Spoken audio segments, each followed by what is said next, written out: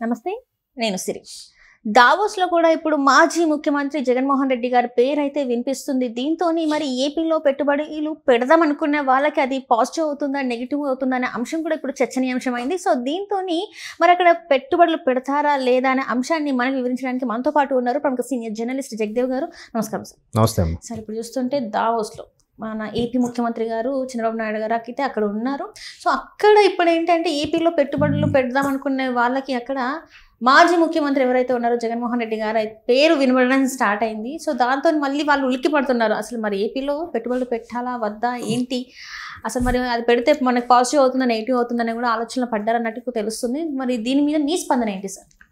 ఇది ఇంతకుముందే మనం ఇంతకుముందు ఇన్ ద సెన్స్ ఏదైతే రాష్ట్రానికి పెట్టుబడుల రూపంలో వస్తున్నాయి అనుకుంటున్నారో దానికి సంబంధించి నెగిటివ్గా మెయిల్స్ పెట్టడము, నెగిటివ్గా కొన్ని లేఖలు రాయడం చేశారు.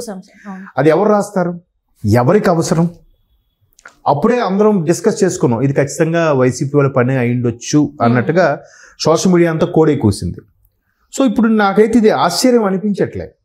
ఎందుకు అనిపించట్లేదంటే వాళ్ళు ఎంత చేయాలో అంత చేసేసారు. ఎంత కంపు చేయాలో అంత చేసేసారు. ఇప్పుడు వీళ్ళు వెళ్ళేసరికి వీళ్ళకి అది ఎదురయ్యింది. ఎందుకు ఎదురయ్యిందంటే ఖచ్చితంగా మేబీ వాళ్ళకి ఫేవర్గా పనిచేసి 100 మందిలో ఒక్కడైనా ఉంటాడుగా. ఆ ఒక్కడు ఇలాంటి క్వశ్చన్ అయినా రైజ్ చేసి ఉండొచ్చు. లేదా ఏమండి మీ దగ్గరకు వస్తే చాలా ఇబ్బందులు అంట కదా, ఇప్పటికే అప్పుల్లో ఉన్నారంట కదా, అన్ని ప్రభుత్వాస్తులు కూడా తాకట్లో ఉన్నాయంట కదా, మీరు ఎలా సౌకర్యాలు కల్పిస్తారు, మౌలిక సదుపాయాలు ఎలా కల్పిస్తారు, వాటర్ ఎలా అందిస్తారు, బిల్డింగ్లు ఏమి మాకు అరేంజ్ చేస్తారు, ల్యాండ్ ఎక్కడ ఇస్తారు, అన్ని ల్యాండ్లు కూడా కబ్జాల్లోను వాటిలో వీటిలో లిటిగేషన్లు ఉన్నాయంట కదా అని క్వశ్చన్ రైజ్ చేస్తాడు ఎవడైనా. రైజ్ చేస్తే ఎవరికైతే చంద్రబాబు నాయుడు గారి పనితనం మీద, కూటమి ప్రభుత్వం మీద నమ్మకం ఉందో వాళ్ళు అడుగేస్తారు. లేని వాళ్ళు ఎందుకు ముందుకు అడుగేస్తారంటే 2014 నుంచి 19 మధ్యలో ఏదైతే ఒప్పందం కుదుర్చుకున్నారో 19 తర్వాత జగన్మోహన్ రెడ్డి గారి ప్రభుత్వం వచ్చిన తర్వాత బాబు మీకు నమస్కారం చెప్పి వెనక్కి అయిపోయారో వాళ్ళు మళ్ళీ ఇప్పుడు వస్తారు. బట్ కొత్తగా వచ్చే వాళ్ళకి కొన్ని అనుమానాలు ఉంటాయిగా. రకరకాలుగా వినిపిస్తుంది. ఇప్పుడు ఫర్ ఎగ్జాంపుల్ ఒక ఇల్లు కొనడానికి వెళ్తున్నారు మీరు, ఆ ఇల్లు వాస్తుపరంగా అంతా బాగుంది, ఊరికే పక్కోడు దక్కించుకోవడానికి అడేమంటాడు, ఆ ఇంట్లో ఎవరో అమ్మాయి ఉరిపోసుకుందట్రా, వద్దు ఆ ఇల్లు మంచిది కాదంటాడు. అలా చెప్తాడు. మీకు ఇంక అనుమానం. యాక్చువల్గా అయితే అది ఏం జరగలేదు, మొన్నే కట్టారు, 6 నెలలు అయింది, ఆ ఇంట్లో ఎవరు దిగలేదని చెప్తాడు. వేరే వాడు ఏం చెప్తాడు, ఇలా చెప్తాడు, మీరు అక్కడి నుంచి ఆ పార్టీ తప్పించుకోవడానికి. సో అట్లా బ్యాడ్ ప్రాపగాండా ఆల్రెడీ చేసేశారు. అంటే వాళ్ళ ఉద్దేశం చూడండి, మేము అధికారికంగా రాజకీయంగా ఉండాలే తప్ప రాష్ట్రం ఏమైపోయినా, నిరుద్యోగులు యువత ఏమైపోయినా, ప్రజలు ఏమైపోయినా, అవకతవకలు జరిగిపోయినా, అందరూ తిండికి లేక ఇబ్బంది పడినా వాళ్ళు అధికారపీఠం ఉంటే చాలు అనే మనస్తత్వం వాళ్ళదే అని ఇప్పటికైనా అర్థమవుతుందా? మరి అంతే కదా, గతంలో కూడా ఇదే అంశం వచ్చింది. లోకేష్ గారు పెట్టుబడులకు సంబంధించి దావోస్ కాకుండా యుఎస్ లాంటి కొన్ని కంట్రీస్కి వెళ్ళినప్పుడు అక్కడికి లేఖలు రాశారంట వీళ్ళు. లేఖలు రాసి తిరిగి మాజీ మంత్రి గుడివాడ అమర్నాథ్ గారు లాంటి వాళ్ళు ఏమన్నారు, మేము మా హయాంలో ఇవన్నీ వచ్చాయి, ఇప్పుడు ఇంప్లిమెంట్ అవుతున్నాయని చెప్పాడు ఆయన. సింపుల్గా అబద్ధాలను కూడా చక్కగా చెప్పుకెళ్ళిపోతున్నారు. సో నేను అందుకని అంటున్నాను, ఈ విషయం ఏదైతే మీరు అడిగిన క్వశ్చన్కి దావోస్లో ఇట్లాంటి సమస్య ఎదురైందంటే నాకు ఆశ్చర్యం అనిపించట్లేదు అనడానికి కారణం వీళ్ళు ముందు చేసిన పెట్టుబడులు పెట్టడానికి వచ్చిన మీరు అనేది ఏంటంటే అప్పుడు యూట్యూబ్ ఇవన్నీ వచ్చినప్పుడు వాళ్ళకి ఆకాశరామన్ ఉత్తరాలే కావచ్చు, మెయిల్సే కావచ్చు జరిగినాయి కాబట్టి. ఎందుకంటే ఇక్కడ పరిస్థితులు అనుకూలంగా ఉండవు.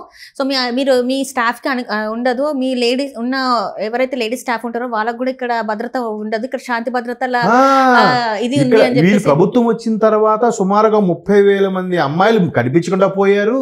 ఇది కూడా మెన్షన్ చేశారంట. అంటే ఇక్కడ పుట్టి పెరిగిన అమ్మాయిలకే భద్రత లేనప్పుడు పరాయి దేశం వచ్చిన మీ అమ్మాయిలకి, మీ సిటిజన్స్ కి ఎక్కడ భద్రత ఉంటుంది అనేది కూడా మీరు అన్నట్టు ఆకాశ రామన్న, ఆకాశ సీతమ్మ లెటర్స్ రూపంలో వెళ్ళాయి. అంటే ఇవన్నీ ఊహించినవేం కాదు, ఊహించినవే. అయితే బాబు ఇప్పుడున్న పరిస్థితి వచ్చి చూడండి, వీళ్ళు ఇంకా అసలు నిజంగా వీళ్ళు ఇలాంటి చెత్త పనులు చేస్తున్నా ఎవరిని పట్టించుకోకుండా, ఎవరి మీద కేసులు వేయకుండా, వాళ్ళలాగా కుళ్ళు రాజకీయాలు చేయకుండా చేయట్లేదు. అది నిజంగా ఎప్పటికీ వైసీపీ అంటే అభిమానించే మనుషులు అది ఆలోచిస్తే బాగుంటుంది. ఎందుకంటే మన చిన్న ఎగ్జాంపుల్ చెప్తా. పవన్ కళ్యాణ్ గారు మాట్లాడుతుంటే పక్క నుంచి గొడవగా వినిపించింది, ఏది తిరుపతి ఇన్సిడెంట్ తర్వాత. ఎవరు అని అడిగారు. జగన్మోహన్ రెడ్డి గారు వచ్చారంటే ఓ అంటే పవన్ కళ్యాణ్ మాట్లాడినా జగన్మోహన్ రెడ్డి గారికి ఎంత క్రేజ్ ఉంది అన్నట్టుగా చూపించుకుంటున్నారు. మరి ఇదే జగన్మోహన్ రెడ్డి గారు గవర్నమెంట్లో ఉన్నప్పుడు బయటకు వచ్చి అలా మాట్లాడారా? జగన్మోహన్ రెడ్డి గారు అలా బయటకు వచ్చి మాట్లాడితే ఖచ్చితంగా పవన్ కళ్యాణ్ ఆ లైన్లో వస్తే ఖచ్చితంగా అరిచేవాళ్ళు అందరూ కూడా. అప్పుడు చూస్తే తెలిసేది పవన్ కళ్యాణ్ క్రేజ్ ఎక్కువ, జగన్మోహన్ రెడ్డి గారి క్రేజ్ ఎక్కువ. ఈయన ఎక్కడొచ్చాడు బయటికి? వచ్చిన మిగతా వాళ్ళకి ఎవరికి ఆయన ఉన్న ఛాయల్లోకి ఎలవ్ చేశాడా? ప్రజల్నే ఎలవ్ చేయలేదు, ఇక నాయకులను ఎలవ్ చేస్తాడా? ఆయన బ్యారికేడ్ పెట్టేశాడు కదా, దారిచేట్లో చెట్లు కొట్టేశారు కదా. మరి ప్రజల్నే ఎలవ్ చేయనోడు ఈయన ఉంటుండగా పక్కన ఇంకో నాయకుడు వస్తాడంటే ఎక్కడికి ఎలవ్ చేస్తాడు? అంటే ఎగ్జాంపుల్ చెప్తున్నా. సో అటువంటి మెంటాలిటీ ఉన్నోళ్ళు నా పదవి పోయినా పర్వాలేదు, రాష్ట్రం పోయినా పర్వాలేదు, ఎక్కడికి పెట్టుబడులు రాకూడదు, వీళ్ళకి పేరు వచ్చేయకూడదు. పేరు వచ్చేసి సామాన్లు డెవలప్ అయిపోతే అరే మనం అందరూ మన కింద ఉండాలనే కదా పేరున నెలకో పథకం చొప్పున ఇచ్చాము, వీళ్ళందరికీ చిల్లరేసేసాం కదా, ఇంక వీళ్ళందరూ డెవలప్ అయిపోతే రేపు పొద్దున్న వీళ్ళు కూడా నాతో పాటు ఈక్వల్గా మంత్రివర్గంలో కూర్చుంటారేమో, వీళ్ళు కూడా నాతో పాటు ఫ్లైట్లో జర్నీ చేస్తారేమో అని ఆయన అనుకున్నారేమో. చేయకూడదు. సామాన్యుడు ఎప్పుడు ఇలాగే ఉండాలన్నమాట. ఈ నెలగా ఉండాలి, ఈ నెలగా ఉండాలి. మరి అలాగే కనిపిస్తుంది. ఇప్పుడు ఇవన్నీ వచ్చి రావడం వల్ల ఎక్కడికో బెంగళూరు, చెన్నైయో, హైదరాబాద్ వెళ్ళాల్సిన అవసరం లేదుగా. వాళ్ళ రాష్ట్రం ఆల్రెడీ అక్కడ మనం ఏపీలో చూసుకున్నట్టయితే ఏపీలో యువత సంఖ్య చాలా తక్కువైంది. ఎప్పుడో పండగలకి పబ్బాలకి తప్ప మిగతా టైంలో అక్కడ యువత అనేది కనబడదు. ఎందుకంటే వలసలు వెళ్ళిపోయారు. హైదరాబాద్, బెంగళూరు, చెన్నై ఈ ప్లేస్ అంటే ఈ స్టేట్స్లలో ఉన్నారే తప్ప అసలు వాళ్ళ స్టేట్, వాళ్ళు పుట్టి పెరిగిన చదువుకున్న స్టేట్లు అయితే వాళ్ళు కనిపించట్లేదు. ఎందుకు కనిపించట్లేదు అంటే నిరుద్యోగ సమస్య.